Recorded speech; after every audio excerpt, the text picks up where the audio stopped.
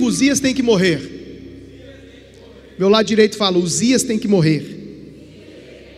O meio fala, Uzias tem que morrer.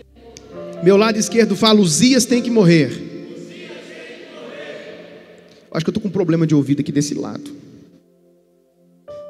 Acho que eu vou pregar para essa turma aqui que estão. Esse pessoal está animado. Diga para alguém que está do seu lado. Esse é o tema da nossa conversa hoje. Uzias tem que morrer. Diz a Bíblia no livro do profeta Isaías, capítulo 6, versículo 1. Se você quiser ligar, se você quiser abrir sua Bíblia, ou se você quiser acompanhar comigo aqui, fique à vontade. No ano em que morreu o rei Uzias, eu vi o Senhor assentado sobre um alto e sublime trono, e o seu séquito enchia o templo. Os serafins estavam acima dele, cada um tinha 6 asas, com 2 cobriam o rosto, e com 2 cobriam os pés, e com 2 voavam. E clamavam uns para os outros, dizendo: Santo, Santo, Santo é o Senhor dos exércitos, toda a terra está cheia da sua glória. E os umbrais das portas se moveram com a voz do que clamava, e a casa se encheu de fumaça. Então disse eu: ai de mim, que vou perecendo, porque eu sou um homem de lábios impuros, e habito no meio de um povo de impuros lábios, e os meus olhos viram o Rei, o Senhor dos exércitos.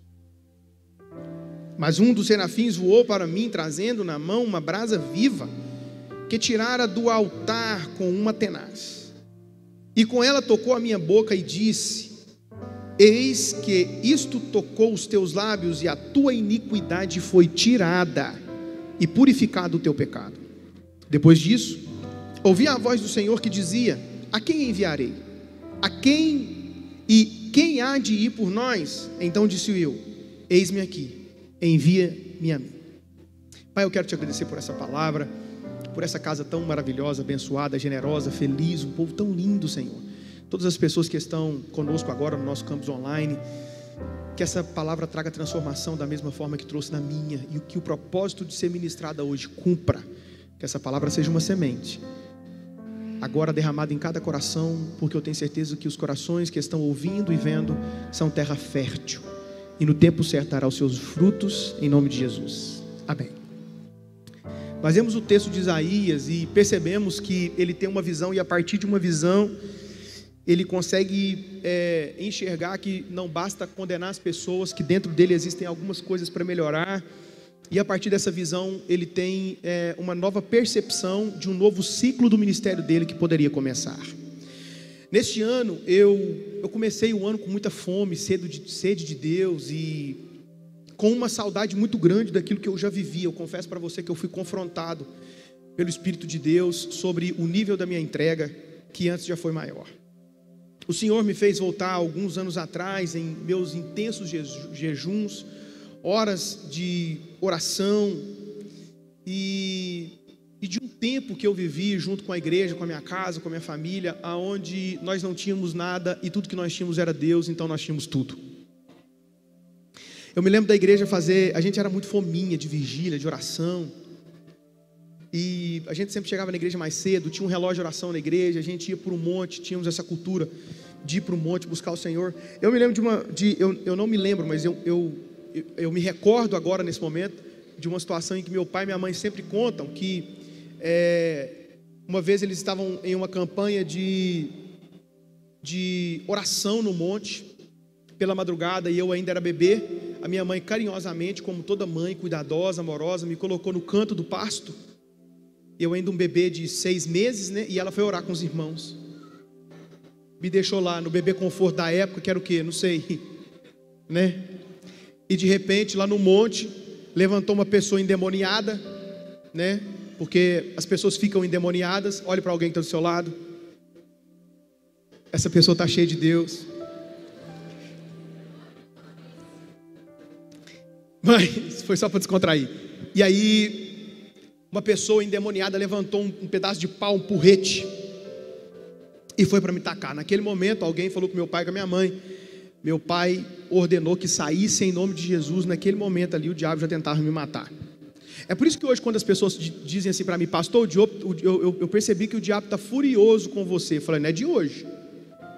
E ainda bem que o diabo está furioso. Se o diabo não estiver furioso com você, você está jogando no time errado. Ainda bem que o diabo está furioso com você. Alegre-se todos os dias, porque o diabo quer te matar, meu irmão. Se o diabo não quiser fazer alguma coisa com você, tem alguma coisa errada. Você está jogando o time dele. Fique feliz porque o diabo está bravo com você. Então, pense bem, a minha família tinha essa cultura, e mesmo eu sendo bebê, eles não nos poupavam, né? E como foi bom para mim crescer nesse ambiente. Nos nossos momentos de oração aqui, há 4, 5 anos atrás, nós fizemos uma campanha de oração para que estivéssemos aqui nesse lugar, né? Que era ali do lado, e passamos para cá, mas para que Deus ampliasse a nossa visão e fizesse aquilo que o nosso dinheiro não podia fazer. E nós acordávamos toda sexta-feira, podia estar fazendo chuva, podia estar calor, estar frio. Toda sexta-feira, às 3 horas da manhã, a gente orava aqui do lado quando não tinha nada, e a gente trazia o Benjamin. E o Benjamin já orava com a gente. O Benjamin ainda tinha 1 ano, 2 anos, alguma coisa assim, né? Porque isso foi muito bom para mim. Crescer nesse ambiente foi muito saudável, gostoso. Porque todas as vezes que eu passo por problemas, eu sei aonde eu tenho que ir, que é no pé da cruz. Quando você cria os seus filhos no pé da cruz, você pode descansar seu coração, porque se eles passarem por problemas, eles irão ao pé da cruz quando eles precisarem. Então eu comecei a me lembrar de como a nossa igreja se entregava, né, nesse nível de sacrifício, de amor. Foi quando eu ouvi um pastor falar sobre esse tema, e eu senti que era o momento de compartilhar com vocês, para que a gente possa viver esse nível de entrega. No texto que nós lemos, existem pelo menos 5 princípios, pelo menos 5 que precisam ser aplicados à nossa vida hoje. O primeiro princípio é uma revelação de Deus, né? O profeta diz: os meus olhos viram o rei, e ele estava sentado no seu alto e sublime trono. Pensa que visão maravilhosa, você poder ver Deus agora no seu trono. Que coisa linda e maravilhosa. Ele tem a revelação de Deus na sua realeza, na sua santidade. Imagina você tendo essa oportunidade de ver Deus. E eu imagino, né? Os anjos cantam 24 horas, os anciãos cantam 24 horas dizendo: Ele é santo, santo, santo, santo, santo. Por isso tem a música que diz: o que é que os anjos veem, que os fazem se prostrar e os fazem cantar santo, né? Diga comigo: santo, santo, santo, santo, santo, santo, santo, santo, santo, santo, santo, santo. Observe, nós começamos de uma forma e foi caindo sem eu falar nada. E nós não falamos 1 minuto, mas eles cantam e adoram 24 horas. O que eles estão vendo que nós não estamos enxergando?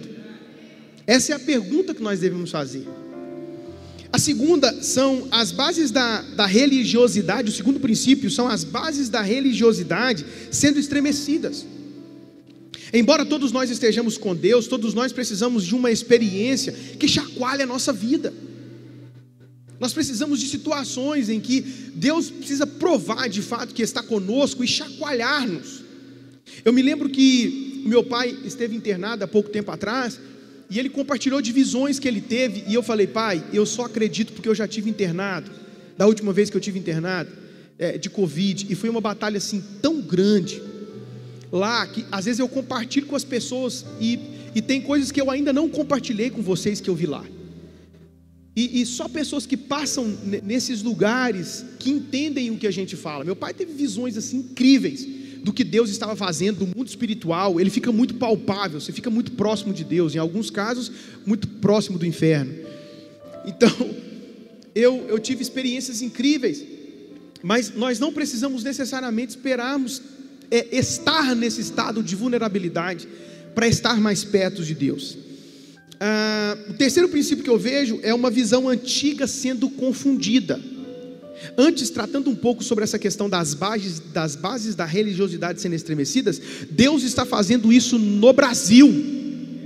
As bases da religiosidade estão sendo... Pastor, o que é religião? Religião é você vir na igreja no culto de domingo e de segunda a sexta não ser crente. Vou falar de novo. O que é religião? Religião é você vir no culto de domingo e de segunda a sexta você não ser crente. Isso é religião. O que você faz? Eu vou lá pagar. Você lembra que você chegava mais cedo na igreja? Hoje você chega às 6h30, você chega às 7 horas, você já não se importa mais com isso? Você só vem porque você tem que vir. Religião. Isso é religião. Quando era espremido, você saía da sua casa porque senão você ficava sem lugar. Hoje é muito grande, aí você chega a hora que você quer, porque você sabe que você senta mesmo. O que é isso? Religião, eu já não me importo mais. Você entende? Mas é assim, se é o meu time de futebol que vai jogar, aí não, eu me preparo, eu faço churrasco, eu compro a pipoca, eu verifico se está tudo certo. Agora, para adorar o meu Senhor, na hora que eu chegar lá está valendo. Não, irmão, Deus não quer esse tipo de adoração. Deixa eu te falar, você não vem à igreja assistir um culto, você vem à igreja prestar culto. Você entende? Assistir, você faz isso na sua casa, põe um filme que você quer. Não, aqui você presta culto. Aqui você está em comunhão com seus irmãos. Aqui você recebe uma palavra de destino. Então, inclusive, seja mais pontual. Por isso que a Mensageiros é pontual em tudo que faz. Porque tudo que a gente faz é com excelência, porque é para Deus. Você não odeia quando as pessoas atrasam com você, no que você combinou, no que você marcou? Não é assim? No nosso país existe essa cultura terrível do atraso. Mas quando você atrasa, você desvaloriza. E quando você atrasa uma programação por causa de quem chegou atrasado, você desvaloriza quem chegou no horário e valoriza o atrasado, dizendo para ele: continue que eu continuo.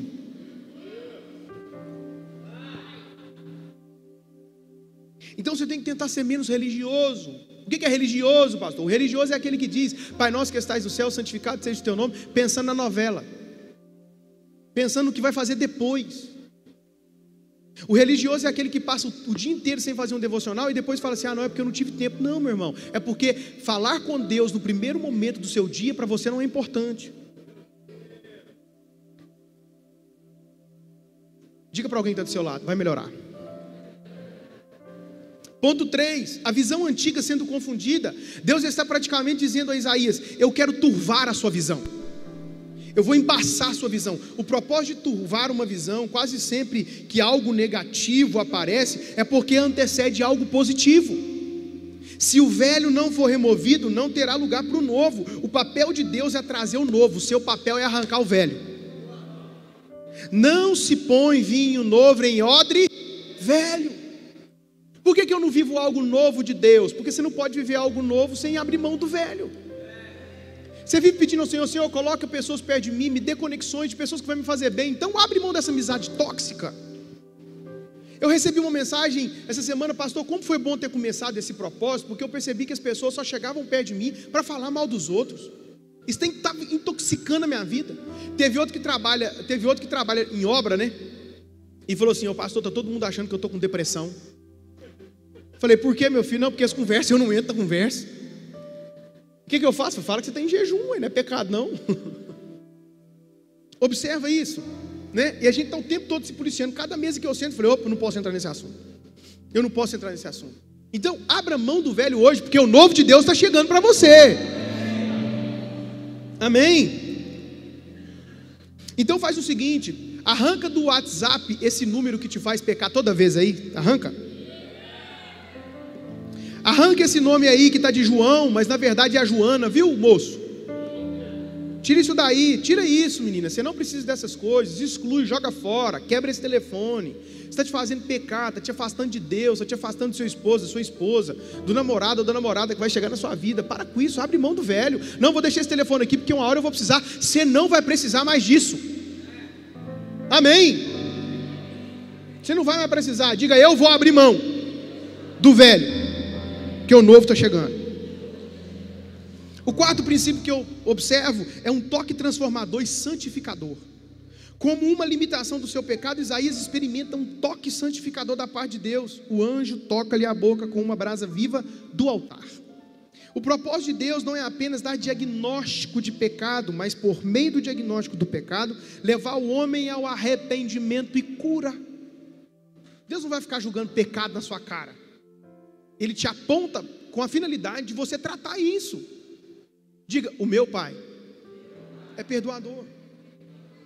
Eu recebi na minha caixinha de pergunta uma pessoa falando: como que eu faço para lidar com o sentimento de culpa, porque eu já errei demais. Meu irmão, a culpa está dentro de você, porque seu pai não vai fazer isso nunca com você. Sabe o que faz isso? A religiosidade. Aquela doutrina que você foi criada que diz assim, que se você errar, você está excluído, que nunca mais você pode voltar. Isso não está na Bíblia. Ai de Pedro, que negou Jesus. Você pensa bem. Depois Jesus chega para ele: faz um peixe aí para nós, Pedro. Ai, Senhor, mas eu falei que eu te amava e acabei não te amando, demonstrando através de minhas atitudes que eu não te amava. Tem problema não, Pedro, quando você se converter e deixar de ser menino, você vai fazer coisas boas. Andou com Jesus 3 anos e meio e não era convertido, e as pessoas estão querendo tacar na sua cara a vida que você vive. Diga para ela: cuida da sua vida que da minha eu cuido. Ah, você gostou, né? E o quinto princípio, que para mim é o mais importante, uma nova percepção ministerial, é o que Deus vai trazer para você hoje. Isaías estava no seu ministério, mas agora ele tem uma nova percepção ministerial, algo mais profundo que está em outra dimensão. Acredito que aquilo que aconteceu com Isaías não está à nossa disposição hoje de forma literal, mas nós podemos ter benefícios dela. Olha o que Paulo diz em sua carta aos Romanos, no capítulo 15, versículo 4: pois tudo o que foi escrito no passado foi escrito para nos ensinar, de forma que, por meio da perseverança e do bom ânimo procedentes das Escrituras, mantenhamos a nossa esperança.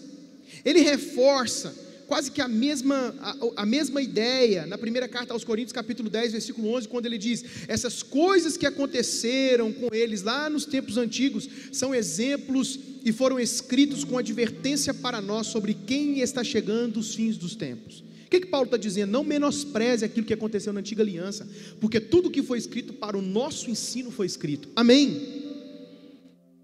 Se Deus não tem filhos prediletos, o que estava à disposição daqueles grandes homens de Deus, aquelas mulheres de Deus, está à disposição para nós hoje. Agora, qual é o caminho para viver o que Isaías viveu? Para ver o que ele viu? A resposta está no versículo 1, quando diz: no ano em que morreu o rei Uzias. Logo, a essência do texto comunica uma substituição, porque quando um rei morre, Isaías vê o rei dos reis. Isso é fantástico. Quando algo que é humano ou natural morre, você tem a revelação do sobrenatural de Deus.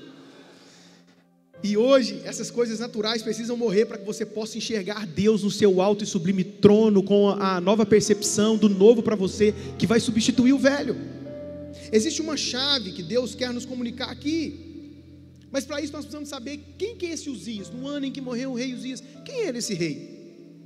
Uzias foi um grande herói nacional. Depois de Davi não houve homem como Uzias. Ele pegou Israel numa situação assim deplorável. Eles estavam arrasados, e ele conseguiu fazer aquela nação prosperar de novo. O segundo livro das Crônicas, acompanhe comigo, não perca cada detalhe. Diz assim no capítulo 26, versículo 3: Uzias tinha 16 anos de idade. Quantos anos? Quando se tornou rei, 52 anos em Jerusalém. Sua mãe era de Jerusalém e chamava-se Jecolias. Ótimo nome para sua filha. Jecolias, Marina? Não? Jecolias. Ele fez o que o Senhor aprova. Olha esse rei. Ele fez o que o Senhor aprova, tal como seu pai Amazias. E buscou a Deus durante a vida de Zacarias, que o instruiu no temor de Deus. Agora fala essa última frase comigo: enquanto buscou ao Senhor, Deus o fez prosperar. Vamos repetir para fim didático: enquanto buscou ao Senhor, Deus o fez prosperar. Vamos ver o que era essa prosperidade do rei Uzias. Ele saiu, diz o versículo 6, a guerra contra os filisteus e derrubou os muros de Gate, de Jabne e de Asdod. Depois reconstruiu cidades próximo a Asdod e em outros lugares do território filisteu. Deus o ajudou contra os filisteus, contra os árabes que viviam em Gurbaal e contra os meunitas. Os amonitas pagavam tributo a Uzias. Olha isso, gente. Pagavam impostos a ele. Olha isso, olha essa parte do versículo. E sua fama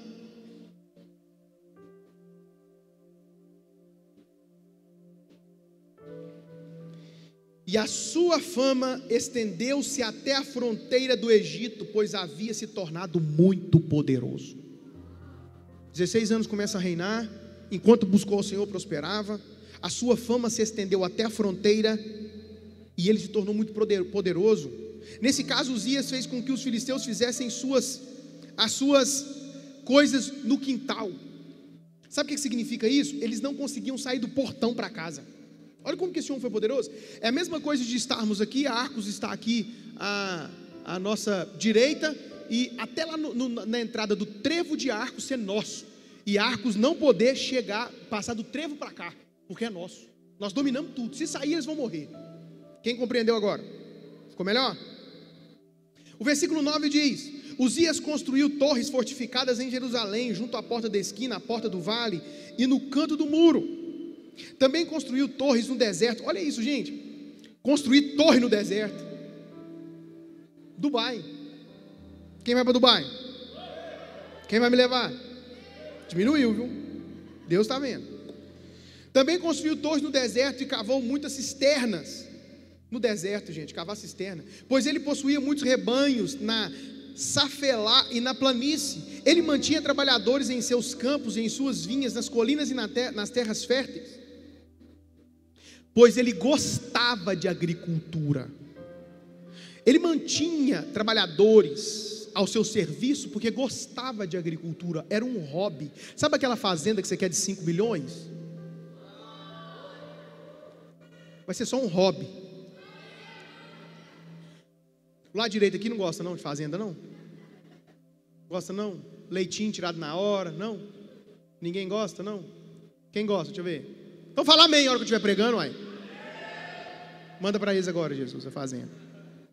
Me chama lá para lá tomar esse leite. Faz um arroz doce para nós. Amém? Canjica. Amém ou não amém? Pamonha. Galinha caipira. Amém ou não amém? Animou, né, galera? Tem uma fome agora, irmão.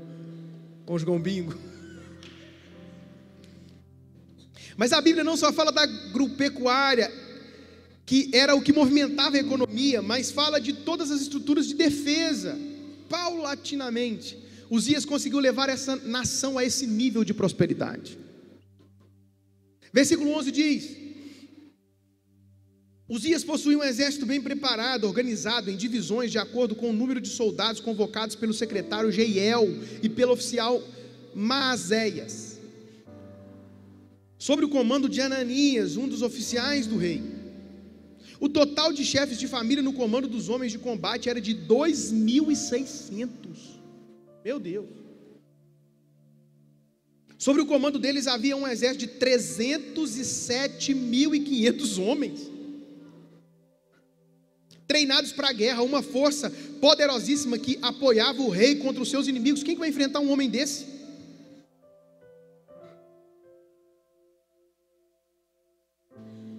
Em Jerusalém, construiu máquinas projetadas por peritos para serem usadas nas torres e nas defesas das esquinas, máquinas que atiravam flechas e grandes pedras. Ele foi extraordinariamente ajudado, e assim tornou-se muito poderoso, e a sua fama se espalhou para longe. Da mesma forma Deus vai fazer com você.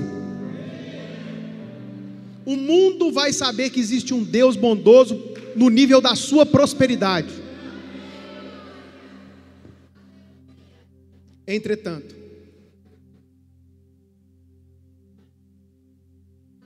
porém, mas, depois que Uzias se tornou poderoso, o seu orgulho provocou sua queda. Ele foi infiel ao Senhor, o seu Deus, e entrou no templo do Senhor para queimar incenso no altar de incenso. Escute isso. Uzias representa alguém que busca a Deus usando Deus apenas como um meio para alcançar seus objetivos. Eu quero que daqui para frente agora você coloque muito amor nas minhas palavras. Diga para alguém que está do seu lado: coloque amor nas palavras do pastor. Você ama seu pastor? Hoje é o dia do pastor. Eu só vi um, ô glória. Hoje está liberado para eu falar o que eu quiser aqui, que você vai sair me amando. Não sentir esse nível de cumplicidade, mas eu quero que você coloque bastante amor no que eu vou falar, porque Uzias representa alguém que busca Deus usando Deus apenas como meio para alcançar seus objetivos. É claro que nós, por natureza, gente, nós nos aproximamos de pessoas por interesse. Por que você aproximou dessa menina? Porque você queria namorar ela. Pelo menos no meu tempo era assim, você queria se aproximar porque você queria casar, né? Hoje aproxima porque quer.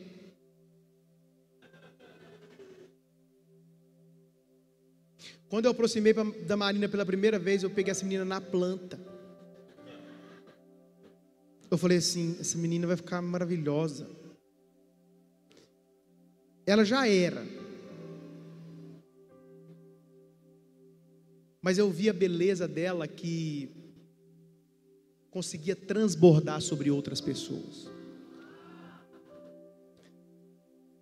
Então, para com essa bobagem. Já não, porque a pessoa está aproximando de fulano por interesse. Todo mundo se aproxima de alguém por interesse. Não tem essa, irmão. Não tem esse. Você vai lá naquela empresa interessada em quê? Serviço. Você honra seu patrão para a gente não usar o puxar o saco, porque você quer o quê? Uma promoção. Interesse. E está errado? Não. Não tem nada de errado. Então você se aproximar de Deus porque você quer alguma coisa, não tem nada de errado. Porque quando meu filho se aproxima de mim querendo alguma coisa, eu dou. Não tem nada errado. O problema é quando você consegue e vai embora. É o famoso golpe do baú, que geralmente acontece com uma parte mais nova que casa com a outra parte mais velha, finalzinho da morte dessa pessoa, só para ficar com tudo que ela tem. Tem muito crente, gente. Eu conheço muita gente que infelizmente deu o golpe do baú em Deus, conseguiu o que queria e foi embora. Que tristeza. Chegou na igreja precisando de cura, e quando foi curado, abandonou o Senhor. Chegou na igreja precisando de um milagre no casamento, depois que o milagre aconteceu, acabou, foi embora. Precisou de Deus para um milagre financeiro, depois que o milagre financeiro aconteceu, acabou, você não precisa mais de Deus. Eu observei algumas situações na minha vida, por exemplo, que quando a minha saúde estava em jogo, eu estava mais comprometido a estar mais perto de Deus. Eu prometia coisas para Deus, que depois que passava, às vezes eu me esquecia que eu havia prometido. Senhor, se o Senhor me livrar disso, eu vou fazer isso. Aí o tempo passa, e você se esquece. Você lembra quando você comeu aquele negócio, que você comeu tanto que você passou mal, que você falou, eu vou comer de forma mais ordenada? Já aconteceu com quem aqui? Deixa eu ver. Semana que vem, o que você está fazendo? Comendo de novo. Nós temos esse problema. É por isso que a ceia é uma vez por mês, para você se lembrar que alguém sacrificou e morreu por você e por mim. Porque se não fosse a ceia, talvez nem aqui a gente estaria. É por isso que o dízimo você devolve todo mês 10%, para você lembrar que seu dinheiro tem um dono.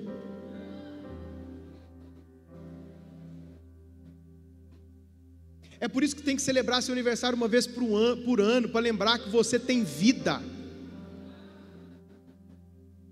É por isso que a gente precisa de situações que nos façam lembrar. Eu já fiz tantas promessas para Deus, e quando eu percebi, eu estava lá, meu Deus. Nós não podemos fazer com Deus o que nós fazemos em situações assim. Eu gosto da frase de Júlio César, que as mulheres aqui da nossa casa Brave Uma foram para um evento em Belo Horizonte e ouviram ele ministrar. Ele diz assim, preste atenção: um chiqueiro e a fome serviram para trazer o filho pródigo para casa. Uma terrível tempestade e um grande peixe serviram para trazer Jonas de volta ao propósito. Algumas dificuldades que enfrentamos são Deus nos trazendo de volta para o lugar de onde nunca deveríamos ter saído. Por que eu estou passando essa situação financeira? Deus quis? Não, Deus permitiu, para você voltar para o pé dele. Por que eu estou passando essa situação na minha saúde? Porque Deus quis? Não, porque Ele permitiu, para você entender que você precisa dele para ter saúde. Por que você está passando esse momento difícil no seu casamento? Para você entender que sem Jesus você não vai para frente. Por que esse negócio aconteceu lá na sua empresa? Para você poder entender que sem Jesus você não consegue. Agora, meu irmão, coloque a mão nas minhas palavras, diga amém. Eu detectei que quanto mais prósperos nós estamos, existe uma tendência a nos afastarmos de Deus. Você lembra quando você não tinha nada? Você dava tudo. Você lembra quando você fez aquele voto assim: Senhor, se o Senhor abrir aquela porta de emprego que eu tanto preciso, o primeiro salário eu vou dar de oferta? Você lembra disso? Você lembra ou não? Você lembra quando você pegava tudo e falava assim: Senhor, eu vou dar isso aqui de oferta? Meu irmão, você acha que uma igreja como a nossa já era para estar mais de um mês falando de sala sensorial? Uma casa como a nossa.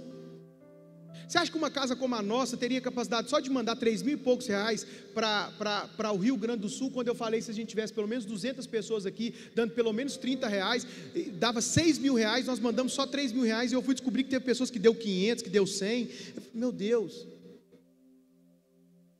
Você sabia que o Rio Grande do Sul passou por esse problema agora como uma chamada de Deus, porque aquele povo, existem 86 municípios do Rio Grande do Sul que não tem uma igreja, porque aquele povo é incrédulo, justamente porque é um dos estados mais ricos do Brasil. Porque geralmente entra o dinheiro, que não é um problema, entra mamon, e aí você começa a disputar, aí ele disputa o lugar no seu coração e ocupa o lugar de Deus. Você percebeu quando você não tinha nada, meu irmão? Quando você não tinha nada, você servia mais. Você lembra quando você não tinha filho, que você servia uma alegria, aí você engravidou, aí você teve filho, agora você não pode mais porque você tem filho? Não pode mais porque você tem filho, meu irmão. Pastor, você fala por quê? Porque a Marina com 15 dias estava aqui na igreja com o Benjamin e com a Melanie. E com a Melanie foi no ano de 2021. Pandemia na alta. Né? É por quê? Não, gente, é porque ela falou assim para mim: eu não vou ficar aqui dentro de casa não, minha mulher é do tipo de mulher que não dá conta de ficar dentro de casa. Entendeu?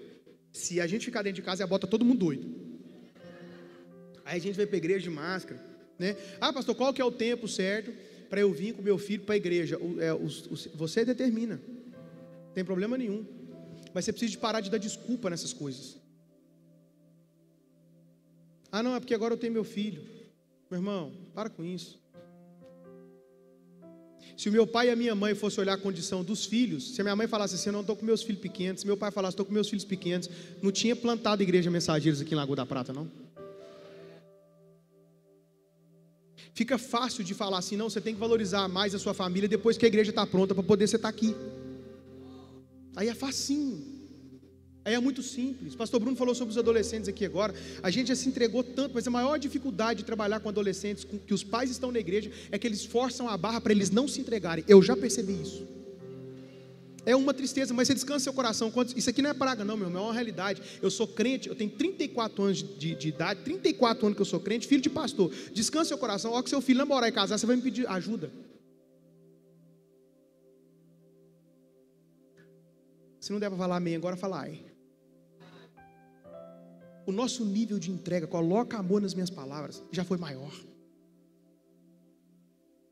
O nosso nível de entrega, de sacrifício, já foi maior.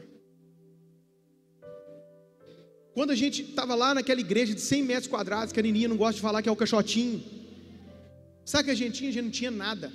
Deus falou isso para mim. Deus me deu uma visão dessa igreja assim tão grande, porque eu tive a sensação que, tipo assim, eu tive uma sensação que depois que a gente estivesse aqui, coisas incríveis iam acontecer, mas eu percebi o amor de algumas pessoas esfriando, inclusive na minha liderança. Falei: meu Deus, não era para estar assim. Sabe o que Deus falou para mim? Entraram na prosperidade e acharam que a visão é aquela estrutura. Mas eu sempre deixei claro que a Mensageiros não tem a ver com a estrutura. A estrutura é feita para as pessoas que estão dentro dela. Mas eu falei: meu Deus, eu estou notando um esfriamento. E ele falou: começa com você, Henrique. Porque antes de falar com você, meu irmão, fala comigo. Alguém falou assim para mim: é, paizão, você está fininho, né? Eu falei: é, meu irmão, isso aqui isso é jejum. Jejum. E eu não estou falando aqui para me vangloriar, não. Longe disso. Porque senão eu perco o jejum. Porque nós fomos criados debaixo de uma cultura que você não pode falar que você está em jejum, né? Mas a Bíblia não diz isso. Por quê? Porque se a gente não pudesse falar de jejum, como é que a gente ia falar de jejum? A Bíblia fala de jejum. Esther falou assim: bota todo mundo para jejuar 3 dias. Olha, então está todo mundo sabendo que está jejuando. O que a Bíblia está querendo dizer é que você não precisa ficar assim, só para alguém falar assim, está em jejum, pra você chamar a atenção. Entendeu? Quando a Bíblia fala assim, entra para dentro do seu quarto e ora, não significa que é só dentro do seu quarto que você tem que orar. É porque existem pessoas que iam para as praças e falavam assim: excelentíssimo, excelso, poderoso Deus, só para mostrar para as pessoas que estavam orando. Mas eu tive um jejum de mais de 18 horas há 30 dias atrás. Eu já comecei de novo. Horas orando, porque tem que começar comigo. Eu estou chamando a sua atenção para algo que Deus me incomodou. Meu irmão, você está aqui nessa terra com um propósito, está achando que você está aqui para passear? Deus vai te levar lá para os Estados Unidos. Deus vai te levar lá para Jerusalém. Vai te dar uma casa maravilhosa. Vai te dar o carro dos seus sonhos. Mas isso é só o parquinho que você vai brincar de vez em quando. Você está aqui para um propósito, irmão.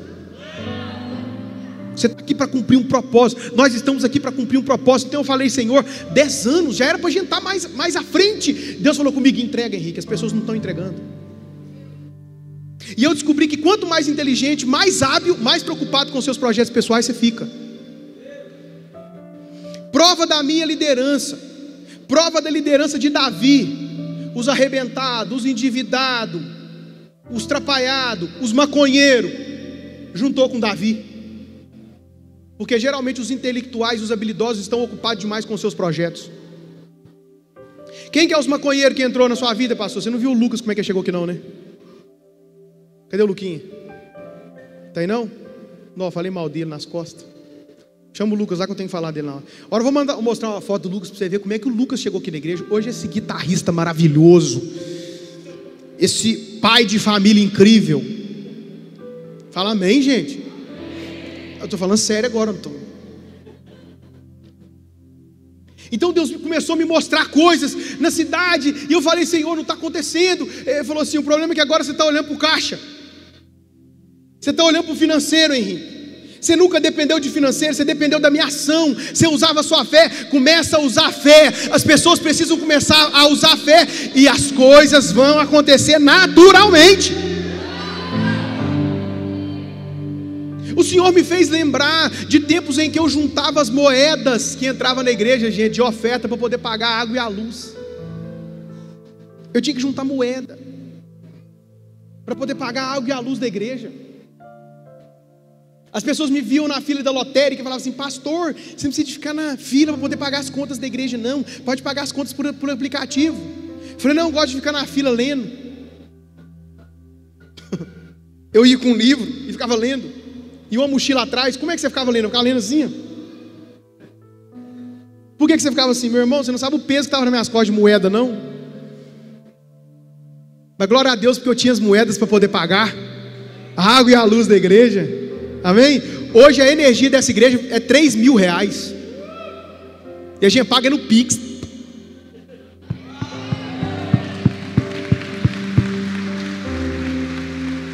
Você está satisfeito? Não estou não, eu quero pagar 50 mil de energia, Júlio. Imagina a igreja que nós vamos ter pagando 50 mil de energia. Ah, pastor, nós vamos usar as placas. Verdade. Vamos usar a inteligência.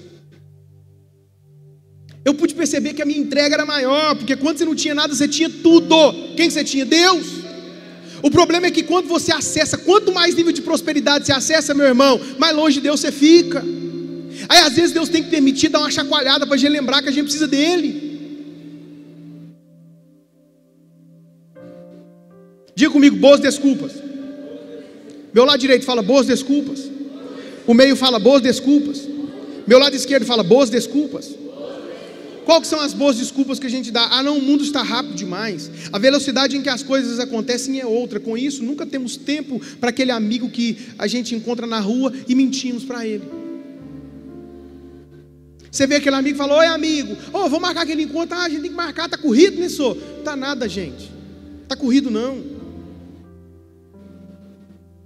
Vou marcar aqui, fala, papai, tá corrido demais o tempo, tá corrido, não tá não, tá corrido não.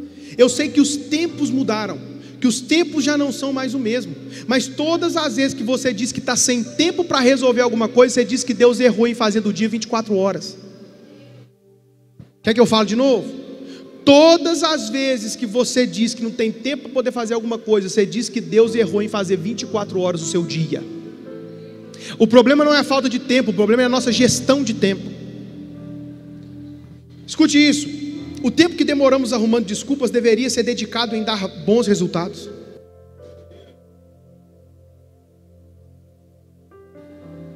Eu não vou à igreja com frequência que eu ia antes, sabe por quê? Porque meu tempo está corrido. Não é, porque seu amor esfriou mesmo. Não é não, Não. Ah, não, sabe o que é agora? É porque agora eu tenho minha empresa. Mas antes você fazia hora extra demais e você pedia para ter sua empresa para ter mais tempo para Deus.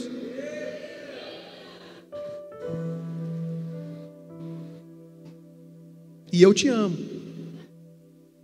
com todo o meu amor.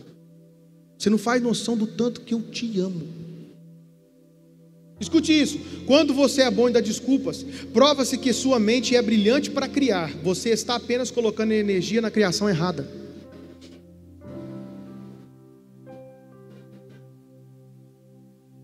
Foi Moisés que disse que abriria mão do seu maior sonho, se as suas condições fossem perder a presença de Deus. Deus se cansa do povo de Israel e fala assim: não vou mais com vocês, Moisés, não estarei mais no meio de vocês, eu vou enviar um anjo que vai levar vocês para a terra prometida. Mas Moisés diz assim: se a tua presença não for comigo, eu me recuso a ir para aquela terra. Eu prefiro morar no deserto com a tua presença do que entrar na terra prometida sem a tua presença. Eu prefiro ganhar R$1.000 por mês com a sua presença do que ganhar R$50.000 e perder sua presença. Eu prefiro pagar aluguel para o resto da minha vida do que entrar para a casa de 1 milhão que eu sonho e perder a tua presença. Eu prefiro andar a pé com a tua presença do que andar nesse Camaro e perder a sua presença. Eu prefiro morrer solteiro buscando a sua presença e me casar e me perder sem a sua presença. Mas eu posso me casar e ter sua presença, eu posso ter o carro e ter a tua presença, eu posso ter a empresa e ter a sua presença, eu posso ter a casa e ter a sua presença, eu posso ficar rico e posso ter a sua presença. É só deixar Deus ocupar o lugar que tem que ser ocupado na sua vida. É isso.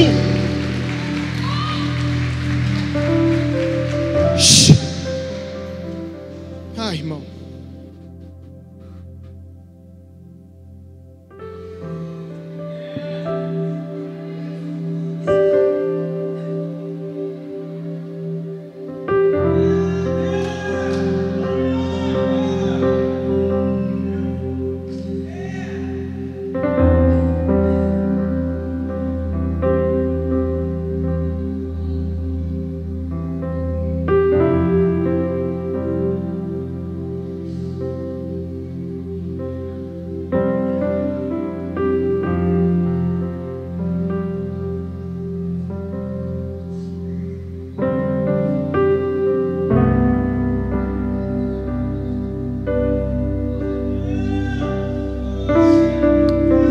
esses dias Deus sacudiu minha base.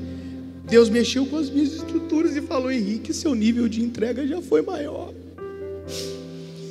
Eu falei: Senhor, será que eu me perdi em meio a tanta prosperidade? E eu já falei para você que prosperidade não tem a ver com dinheiro.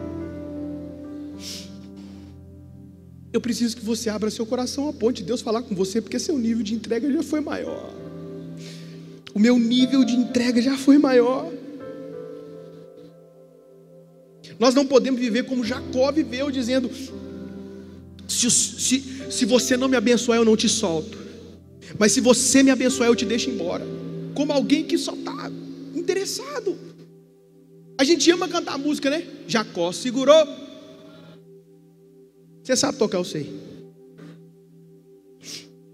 Jacó segurou o anjo, agarrou o anjo. Jacó segurou o anjo e não quis soltar. E o anjo lhe perguntou: o que queres que eu te faça? Jacó respondeu e disse. Ou seja, depois que você me dá minha bênção, você pode ir embora. A gente ama cantar me dá minha bênção, mas a gente não canta me dá sua presença. Porque a presença é que importa.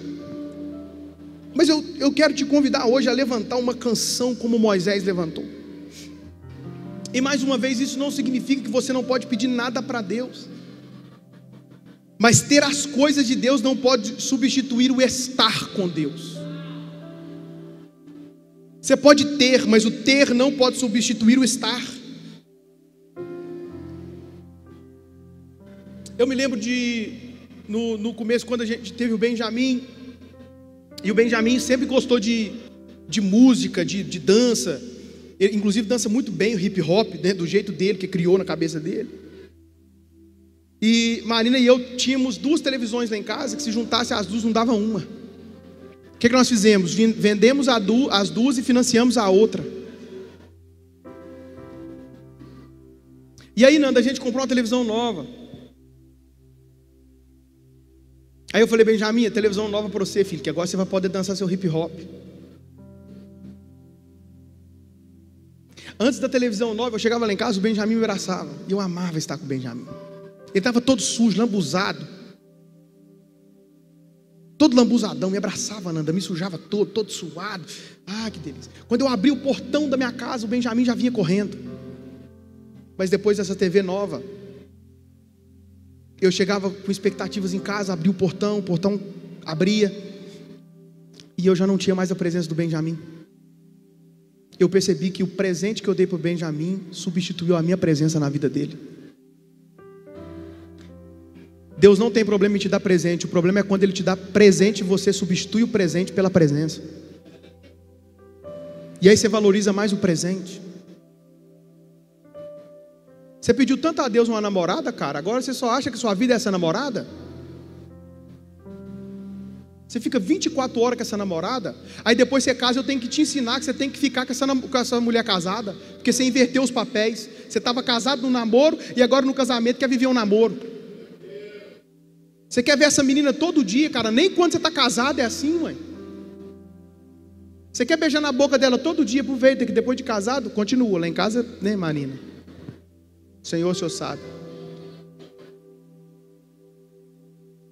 Aí você fala: pastor, eu quero casar para quê? Porque você quer casar, menino? Vamos ter intimidade com ela, gente. Eu conto agora ou conto depois?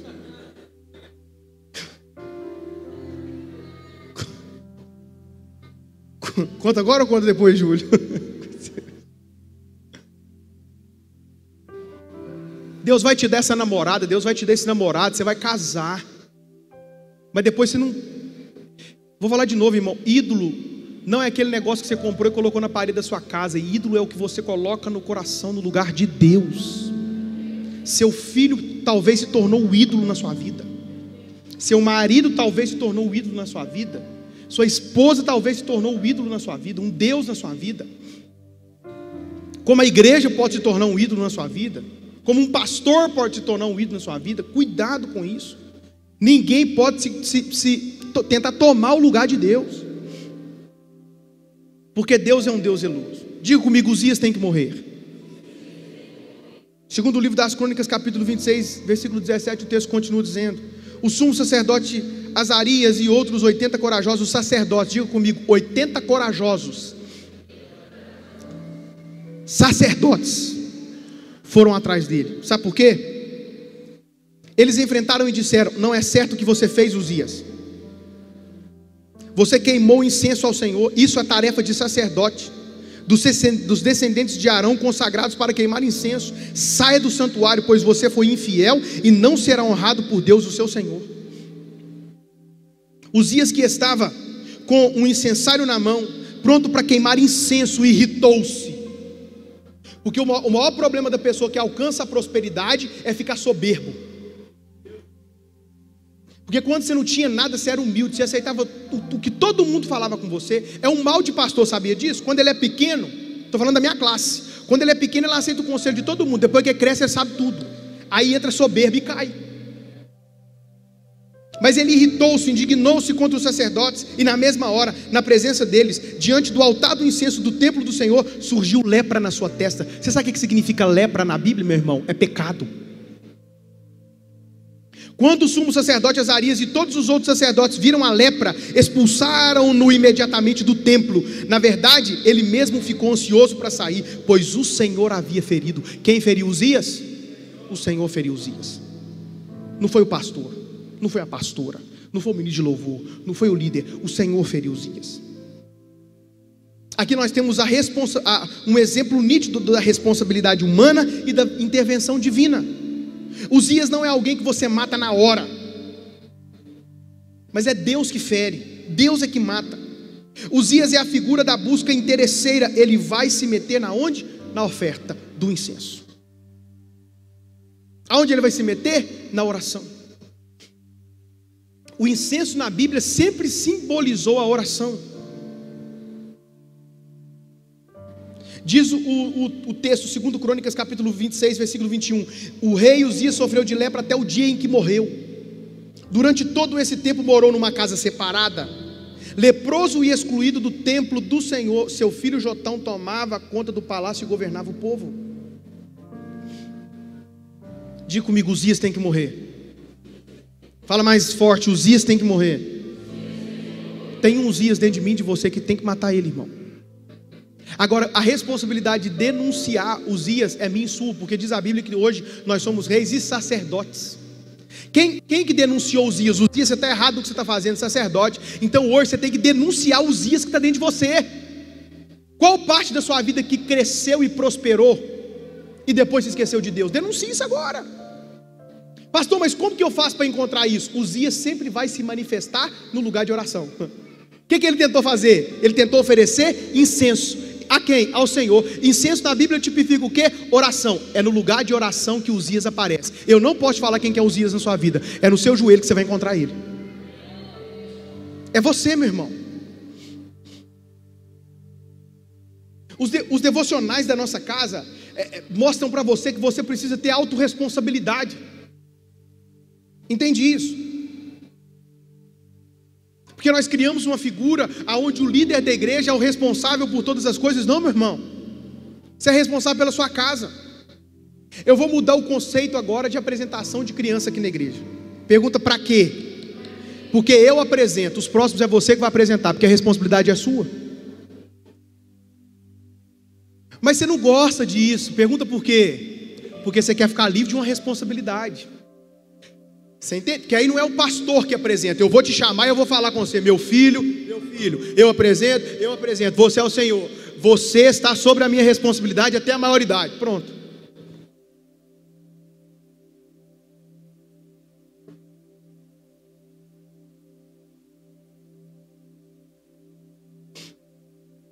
Escute isso. A crença com mais afiliados ainda é a cristã. E será até 2050. Escute. Mas o islamismo crescerá mais rapidamente do que qualquer outra das grandes religiões. Até 2050, o bloco muçulmano será apenas residualmente menor do que o cristão. Se arredondar da estatística,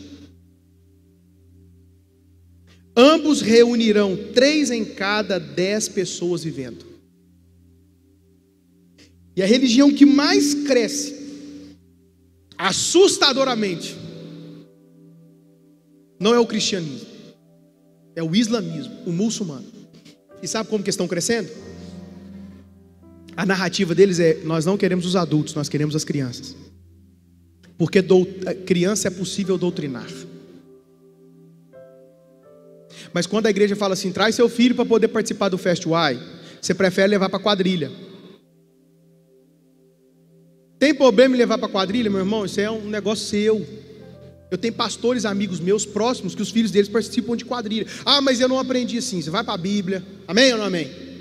Vai ver o que é certo e o que é errado. Para com isso. As maiores perguntas que existem, principalmente do pastor que nós amamos, que é o André Valadão, é assim: é pecado, é pecado, é pecado, é pecado. Porque nós só queremos saber o que é pecado com medo de ir para o inferno. Você entende? Por que a gente quer saber se é pecado? Porque se não for pecado, eu vou fazer, Nanda. Se não for pecado trair minha esposa, eu vou trair. Por quê? Porque, só vou fazer se for pecado. Não, meu irmão, eu não estou falando disso não. Seu irmão, seu filho vai lá, eu particularmente não tenho problema nenhum com isso. E eu sei que isso aí, mexe com as bases dos religiosos. O problema é seu. E eu te amo. Muito. Amém ou não amém? O Benjamin vai, pastor. O seu filho vai. O seu filho. Amém? Não pergunta para mim se o Benjamin vai, porque se o Benjamin for, você vai mandar o seu, não. O Benjamin vai para o inferno, o seu vai também? Você não vai, vai. Fala assim: eu te amo, pastor. Mas eu quero te ensinar a ter responsabilidade diante de Deus, amém? Eu estou falando de verdade. Eu tenho pastores amigos meus que os filhos vão e eles ficam lá, e depois os meninos é crente. Eu estou querendo falar assim: vai participar de um teatro na igreja, meu filho. Participa do Kids, participa do Ministério de Jovens da igreja, dos adolescentes da igreja. Isso fez bem para mim. Quem aqui foi criado dentro da igreja? Quem aqui foi criado dentro da igreja? Olha aí, olha isso. Levanta a mão bem alto assim, deixa eu ver. Você que foi criado dentro da igreja. Você está aí até hoje. Eu vou te fazer uma pergunta. Fez bem para você? Formou seu caráter. O problema é que é o seguinte: nós não estamos querendo deixar os nossos filhos passarem o que nós passamos, e nós estamos achando que os nossos filhos vão passar as experiências que nós passamos, inclusive dentro da igreja. Ah, pastor, é porque você não sabe o problema que eu tive dentro da igreja, é porque você não sabe o problema que eu tive dentro da igreja, que meu pai era o pastor. Você sabe o que é a ceia passar perto de você 6 meses, você ficar assim? Você sabe o que é, meu irmão? Lá na igreja, lá em Arcos, a ceia era ministrada domingo de manhã. Por quê? Porque à noite poderia ter pessoas que não entendiam da ceia, né? E aí correria o risco deles participarem. Então o que a igreja fazia? Fazia a ceia de manhã. Aí a Marina chegou na igreja, linda, maravilhosa, deslumbrante, andando naquele salto daquele tamanho. Eu olhei para aquela mulher e falei: essa mulher está me tentando. Gente, que mulher maravilhosa, incrível. O que a gente fez? Começou a namorar. O primeiro beijo que a gente deu foi dente com dente. Tá rindo? Nanda.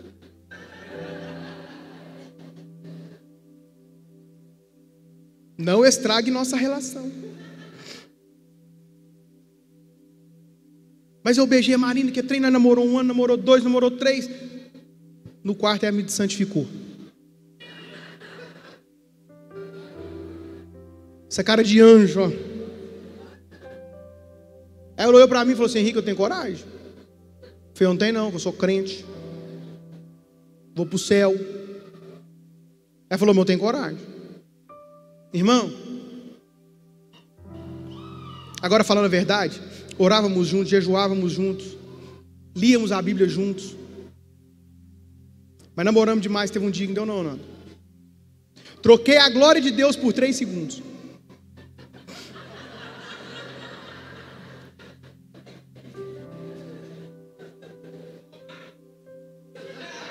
Alguém falou assim: faz um curso. Alguém falou assim: faz um curso. Que isso, meu? Uma característica, rápido demais. Isso é um flash, esse rapaz. O que aconteceu? Você vai ficar em disciplina, rapaz, porque você pecou. Agora você não vai tomar ceia. Mas eu pedi perdão, gente. Não tem problema não, você vai ser punido. Existem culturas que quando você pede perdão, você é punido. Por isso que tem gente que prefere viver uma vida oculta. Por quê? Para que eu vou falar se vão me punir? Entende? Se eu pedir perdão para a Marina, que é ela que deveria ter me pedido perdão. Se eu pedir perdão para o meu pai, se eu pedir perdão para a minha liderança, se até para a igreja eu tive que pedir perdão, porque depois de 6 meses eu subi lá e falei: irmãos, eu coisei, vocês me perdoam?